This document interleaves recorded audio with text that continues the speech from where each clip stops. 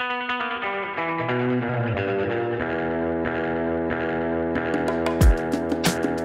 and welcome to this episode of Happy Baking. In this episode, I'm going to be talking about all things apple pie. Apple pie is such a classic, quintessential example of why fruit pies are so wonderful. But it's so popular, I get a ton of questions about it. Apple pies are really simple at the core. But there are a lot of ways that apple pies can give you a little bit of trouble or places where things could go awry. In this episode, I'm going to walk you through some of the most common problems people have with apple pies and how to troubleshoot and fix them. I'm going to share tons of tips and tricks that you can apply to your favorite apple pie recipe. But of course, I'm also going to be sharing my favorite apple pie recipes, 2 of them. I'm going to make 2 different pies that use the same filling and the same crust, but are slightly different just based on what I get asked about every year when people are looking for apple pie recipes. I'll be making a classic double crust apple pie where the filling has both a bottom and a flaky, crispy top crust. And I'll be making a single crust apple pie with a crumb topping, sometimes known as a Dutch apple pie. It's going to be a flaky, delicious, appley episode, and I can't wait. So let's get baking. Hee.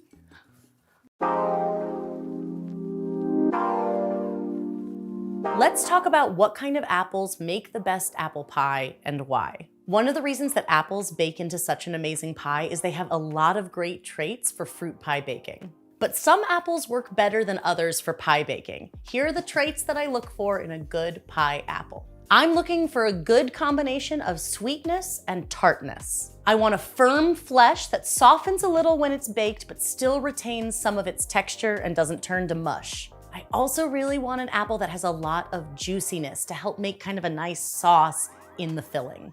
Now, there are so many varieties of apples, and there are a lot of apples that technically fit the bill. But of course, I have my favorite. For several years, I lived in the Hudson Valley in New York, and I spent my falls getting all different kinds of apples, and I had so much fun testing the different varieties. I used to regularly visit an apple orchard that grew over 70 different types of apples, including a lot of rare and heirloom varieties. Some of these antique varieties of apples were actually so spectacular for baking. Things like Baldwin or Golden Russet, but these are really unusual apples that you're not likely to find in most grocery stores. So let's talk about some of the ones you can find easily in the store. Here's one you're commonly going to find in the grocery store. This is the classic Granny Smith. It has a green skin, a really crisp interior, and it's very, very tart. While I like these apples fine, I think they're sort of overall lacking in flavor balance. I usually use them in conjunction with another apple, something a little bit sweeter, maybe like Gala or Fuji.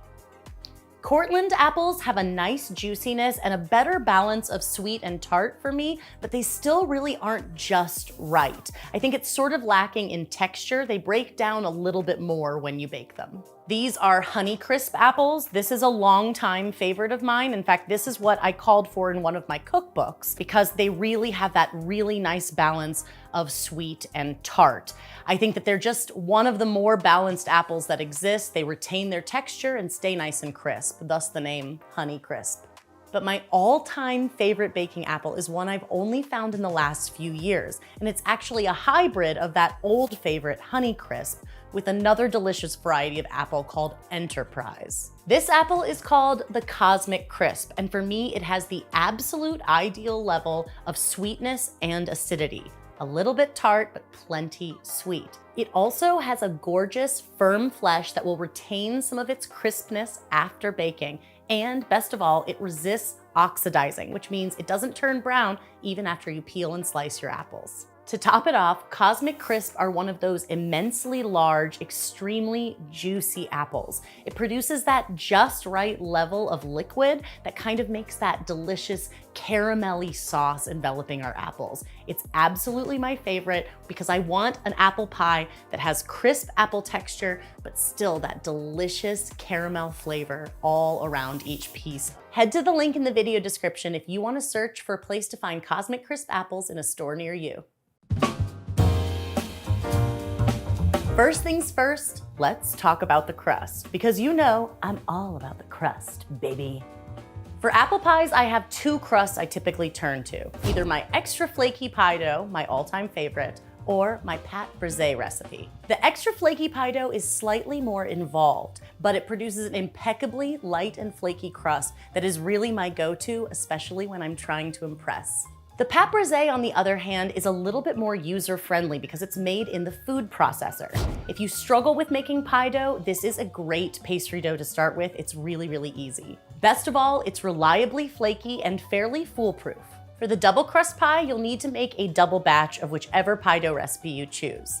After mixing the dough, divide it into 2 even portions and form each into a disc about 1 inch or 2.5 centimeters thick. Wrap it tightly in plastic wrap and chill it well before you're ready to assemble your pie. For the single crust pie, you're just gonna need a single batch of dough, but it will need to be par baked. If you need to brush up on par baking, don't miss the episode here on Happy Baking where I show you exactly how to do it step by step. After par baking, be sure to let the crust cool completely before you assemble the pie. All right, this is the stuff of hot apple pie debates. Apple pie eaters and blue ribbon bakers and professional pastry chefs everywhere all have a different take. Once you pick the perfect apple, how exactly do you make them into a filling for your pie? Here's what you need to know. To peel or not to peel? That is the question. And actually, if you've been following me for a while, you know that I don't always peel my fruit when making pies. I typically never peel fruits like peaches or stone fruit, and I've even been known to leave the skin on apples in certain preparations, like if I'm slicing them thinly or if I'm pureeing them into more of an apple buttery kind of filling. However, for a classic apple pie, I think it is nice to peel them. It gives you that just right texture where you don't have any chewiness, you just have a little bit of that crispness from the apples enveloped in that delicious sauce. I also think that peeled apples pair especially well with a flaky, buttery pastry crust. In the end, just know that it is possible to make apple pie filling with or without skins. Just remember that leaving the skins on may mean that there are parts of your filling that are a little more chewy or tough. Does the way you cut your apples change the end result? In my opinion, it's more of a personal preference, but there are some pros and cons to different slice and dice shapes. Let's take the guesswork out of it by showing you some different fillings side by side. Slicing the apples gives you a wider surface area, and it can make for a very pretty layered look in a final pie. Dicing apples produces a more uniform filling where the pieces are more bite-sized, and you can also pack them in tighter, which means less of a risk of a gap between the filling and the top crust after baking and cooling. Whether you're choosing to slice or dice, I think the size is one of the most important things. I think it's pretty important that the apple be forkable and bite-sized. We don't really want to struggle or have pieces kind of glopping off when we try to take a piece of pie. For sliced apples, this means I'd like them to be thin enough that I could get a few slices in a bite after they've softened during cooking. For diced apples, I prefer more of a medium dice, around a 1/2 inch or 1 centimeter. This is really not the time you need perfect knife skills. It's okay for there to be some variance in the size of your apples. Some apples that are smaller may break down a little bit more and soften. Some that are bigger may retain a little bit more crispness. To me, that actually is wonderful in an apple pie filling to have a little bit of that variance. And that's just one of the many advantages of pre-cooking your filling. So let's talk about that next. Before I tell you exactly why I love pre-cooking so much, I just want to get my filling started because this will take a second. I've melted some butter and I'm actually going to take it so far as to brown it. That's going to give a really nutty, delicious flavor as a base for our apple pie filling. Okay, so while that butter browns, I'll tell you exactly why I love pre-cooking. The most important thing is it gives you the most control. While I want fruit pies to be juicy, I also am a firm believer that all pies should be able to hold a slice. If it's juicy and runny all over the place, that isn't a great pie to me. I really want it to have that crispy, crunchy crust and then that nice juicy filling at just right level inside. When you use raw fruit, the sugar starts to pull the moisture out of the fruit inside the pie. That means that juiciness level is just incredibly unpredictable. It's macerating while it's baking. It's just really, really tough to do. But by cooking the fruit ahead of time, you start to pull some of that moisture out. You can reduce it a little bit if the fruit is really, really juicy, and you can also control the thickening by cooking it a little longer if needed. I still have some advice to share if you insist on using raw apples. Stay tuned. I'm tired of pretending that I don't prefer this method. I absolutely do. It gives you all of that control and the end product just can't be beat. Pre-cooking also allows you to activate the thickener before even baking the pie. Whatever kind of starch base you're using to thicken your filling, cornstarch or flour, tapioca starch, these things need to come to an actual boil at some point in the baking process to fully activate that thickener and help thicken that juicy sauce. By doing this in a pot before baking, you have the most control over the final bake time of the pie. While the pie is baking, the filling will continue to reduce and thicken, but you've given it a head start. All of this helps to achieve an ideal set, good sliceability, and best of all, avoiding those dreaded soggy bottoms.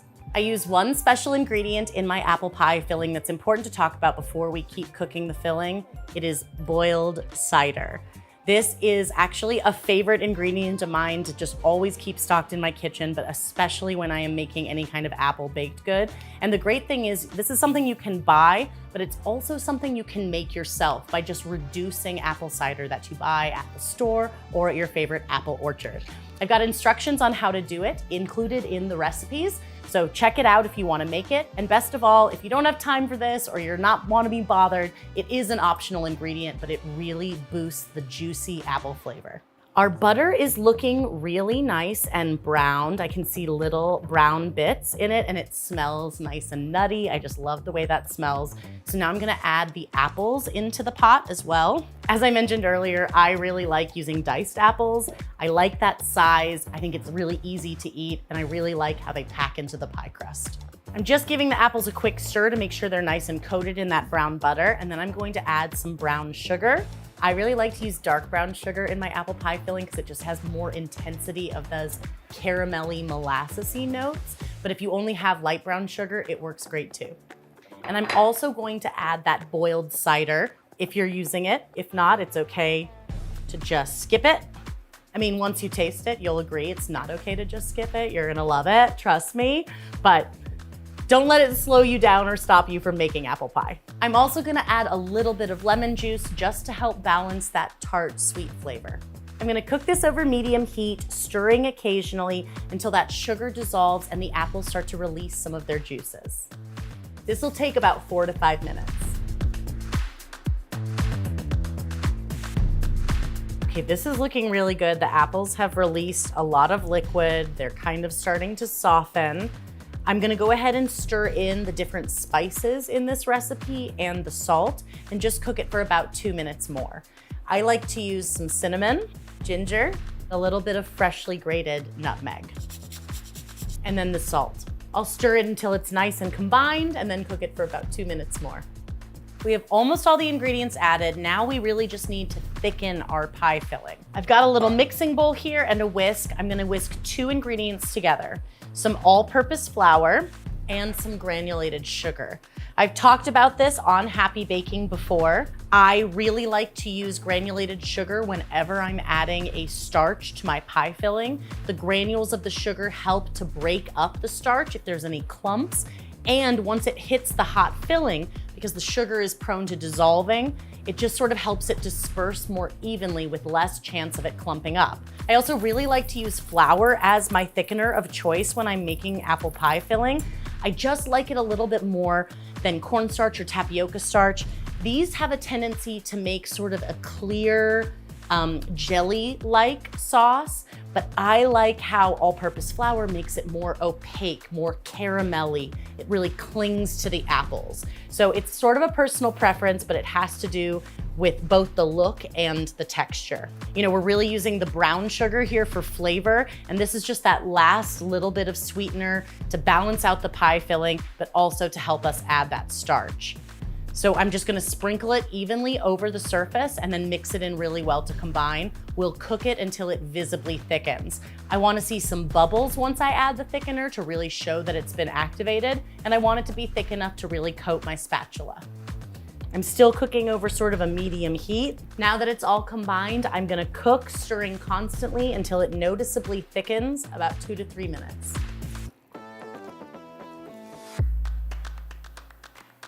Okay, it's looking really nice. It's nice and thick, it's glossy, caramelly. We've activated the thickener. Just gonna add one more ingredient, a little bit of vanilla bean paste or vanilla extract. Adding it at the end when you're cooking something like this helps to retain more of that vanilla-y flavor without risk of cooking it off.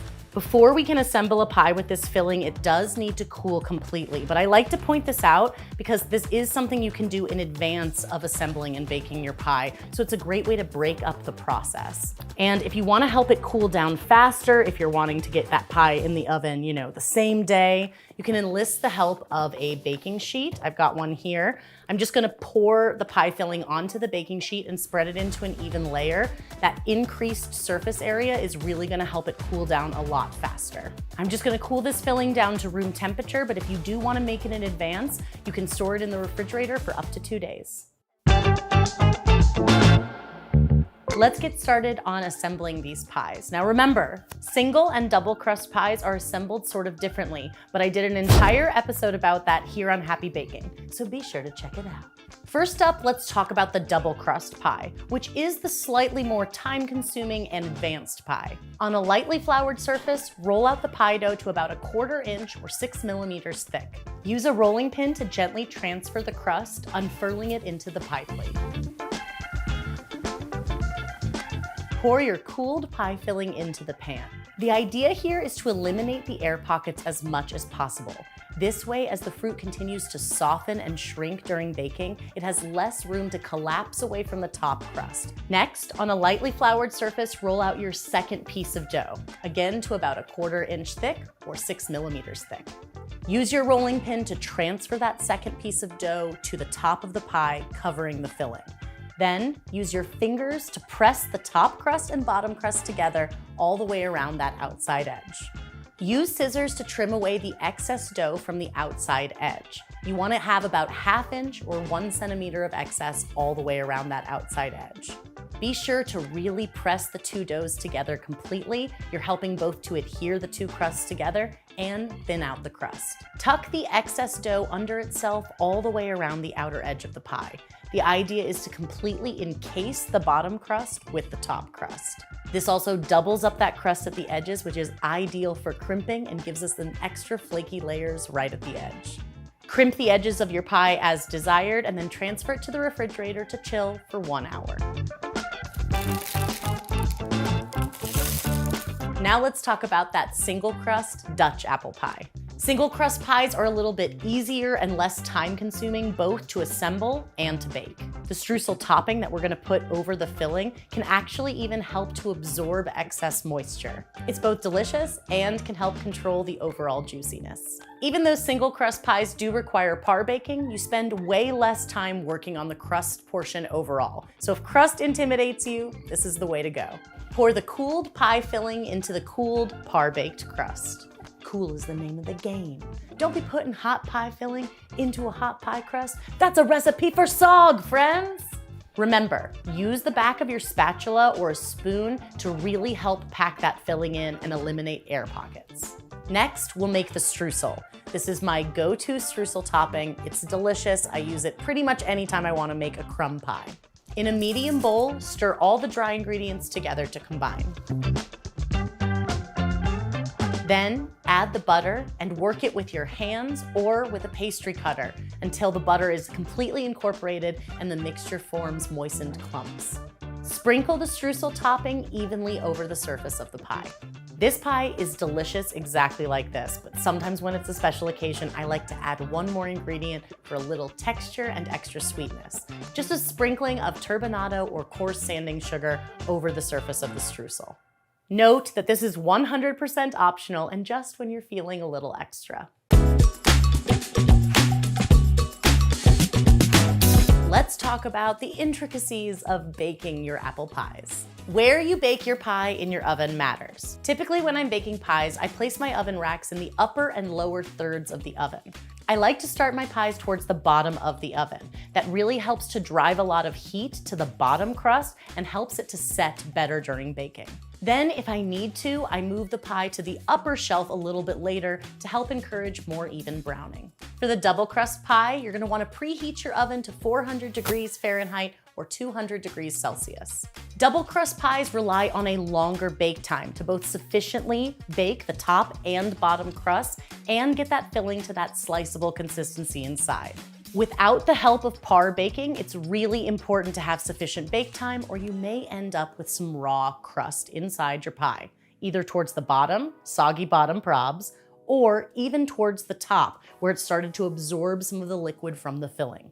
For years, I always baked my pies at one temperature the entire time, but I found as I started writing pie recipes that this was harder for people at home because the pie would brown a lot on the outside and they would think it was done, but it wasn't. So for these pies, we're gonna start at a higher temperature. After the crust has started to brown lightly and is set, I'll lower the temperature for the remainder of baking. This takes a little bit longer overall, but it produces a really lovely, perfect level of doneness.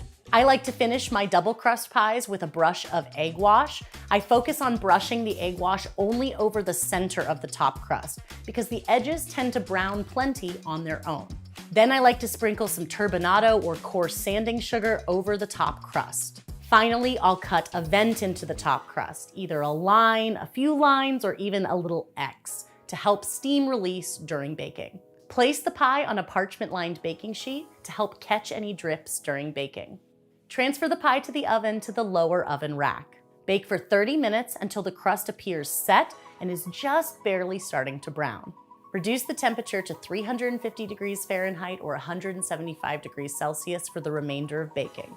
Bake until the crust is deeply golden brown all over the surface and steam is visibly coming out of those vents in the center. Ideally, you even want to see some of that filling bubbling up in the center. It's going to take about 65 to 75 minutes more. Remember, if any additional help browning is needed, you can move that pie to the upper rack for the remainder of bake time. And if your pie is browning a little bit too quickly for your liking, you can try tenting it with foil. You can do this by covering the entire surface of the pie or just parts that are browning faster than others. Now let's talk about that single crust pie, which is a lot easier to bake. Preheat the oven to 375 degrees Fahrenheit, 190 degrees Celsius, with the oven racks in the upper and lower thirds of the oven. Transfer the pie to the lower rack of the oven to start baking. Bake for 45 to 50 minutes until the filling bubbles vigorously and the outer crust is evenly golden brown.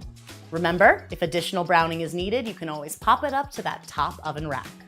And again, if the pie is browning too quickly, you can try tenting either the surface or those outer edges in foil for the remainder of bake time.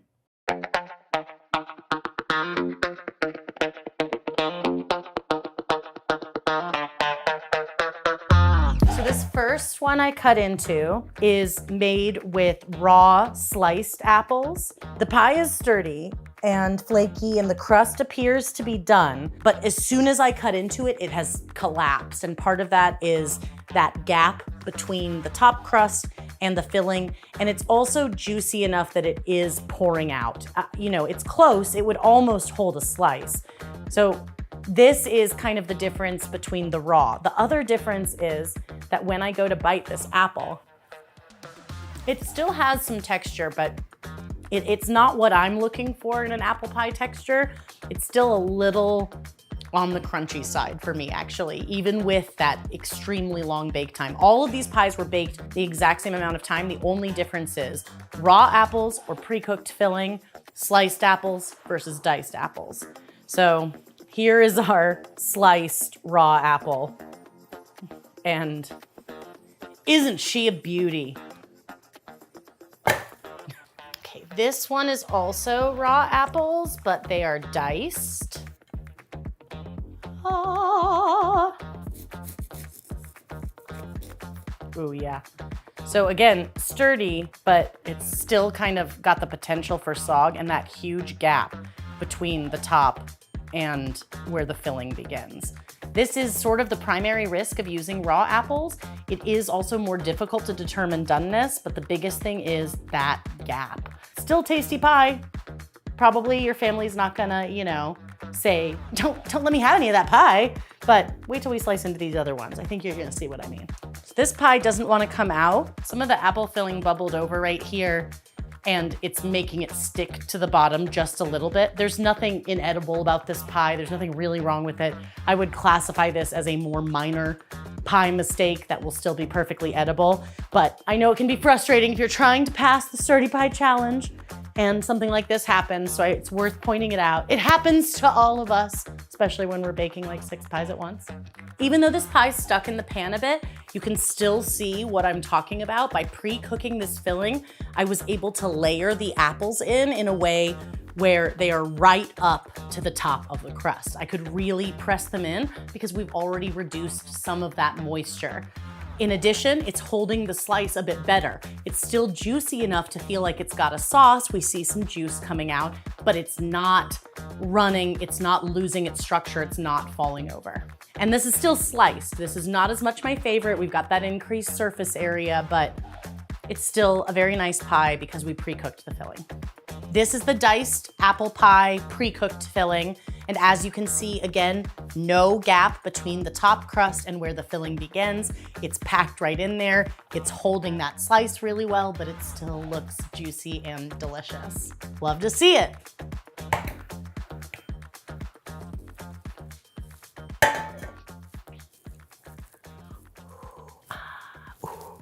Yes. It's what we want. It's what we deserve. Oh.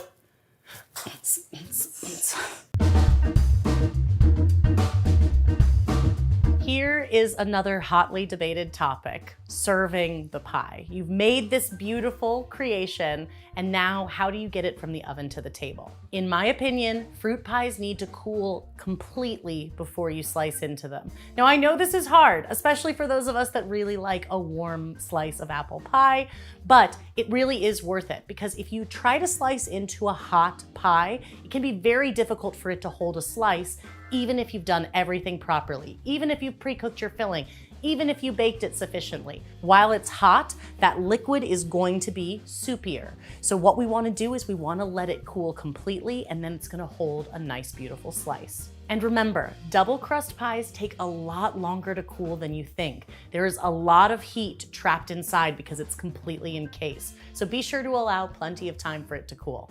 If you love serving a pie like this warm, it is still possible. What you're gonna wanna do is after it's cooled completely, you wanna tent it with foil because we don't want any additional browning to happen. That pie is already perfect.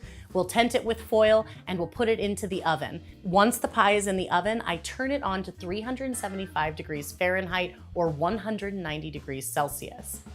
The idea is that the pie starts to warm up as the oven preheats. And then once you hear that preheat bell ding, you're just gonna leave it in for a little bit longer. For the double crust pie, we'll leave it in the oven for about 15 minutes. And for the single crust pie, we'll leave it in for about 10 minutes. This should be enough to get that pie just warm enough that it's perfect when you serve it. A few other things to consider when you're serving apple pie. This Dutch apple pie or crumb-topped pie is great with a dusting of powdered sugar. It just gives it a little bit of a pop. It kind of highlights that cool, craggy texture of the top. But as I mentioned before, there's already plenty of sweetness going on here, so I think I'm gonna skip it today. And of course, apple pie is especially great with some kind of topping like ice cream or whipped cream. That cool creaminess is so delicious paired, especially with that warm apple pie. But I wanna share my absolute favorite way to top an apple pie, which is my whipped cream sauce. Yes, I said sauce. This sauce is basically just super softly whipped cream. I think it has sort of the perfect viscosity to coat every single bite. So you always get a little bit, but it doesn't get as light and airy as whipped cream. It's more like the texture of melted vanilla ice cream.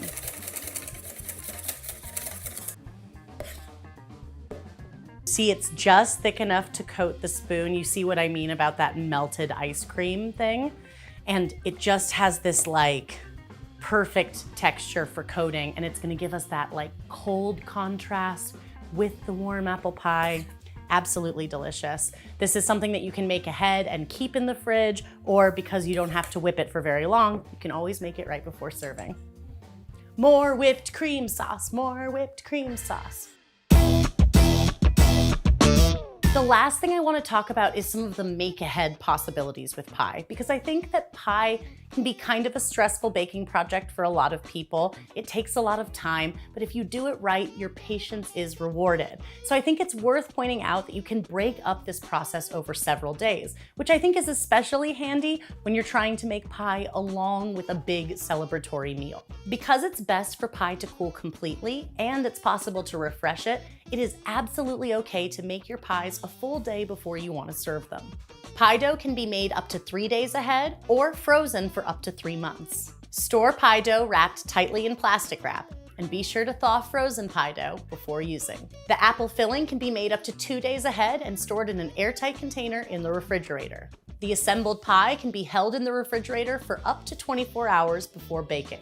And the baked pie can be held at room temperature for up to 24 hours. Loosely cover the surface of the pie after cooling completely. The further ahead you make your pie, the more I recommend that tip of refreshing.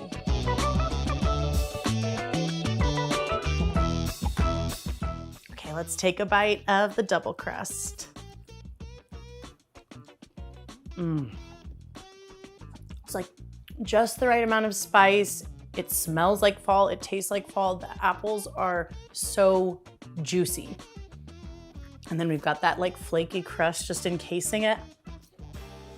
I can't give the double crust all the love. I gotta try our crumb topping too.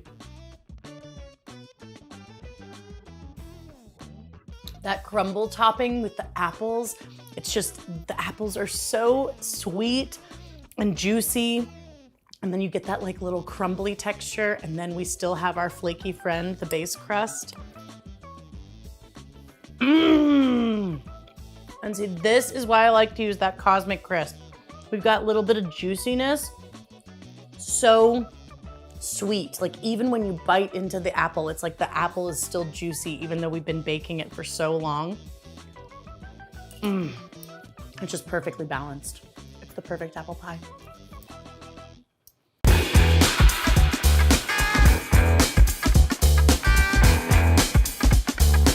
Thank you so much for joining me for this especially apple-y episode of Happy Baking. As always, the recipes I made in this episode are linked in the video description below. If this episode inspires you to get baking, please let me know in the comments or use hashtag #HappyBaking on social media. I love to see what you're making in your kitchens. Thank you so much to our Dreamboat apple growing sponsors, Cosmic Crisp, for making this episode pie-sable. And until next time, wishing you lots of happy baking. I'm gonna eat more pie.